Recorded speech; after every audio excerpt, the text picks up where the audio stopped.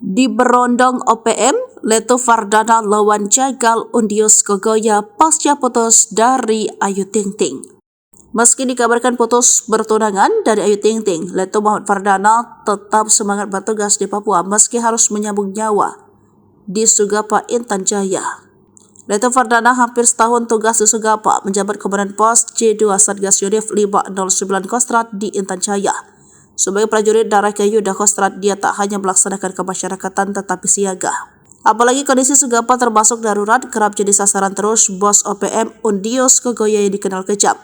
Sepanjang April hingga Juni terjadi 6 serangan di Sugapa, tempat wilayah Fardana bertugas. Ada 2 korban warga sipil dan 1 markas TNI dirusak OPM.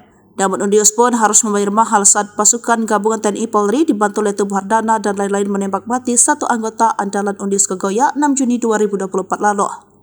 Terakhir, Leto Fardana terpantau tengah melakukan tugas kemasyarakatan bersama pasukannya, melakukan layanan medis mulai dari pengobatan penyakit umum, pemeriksaan kesehatan, hingga konsultasi medis.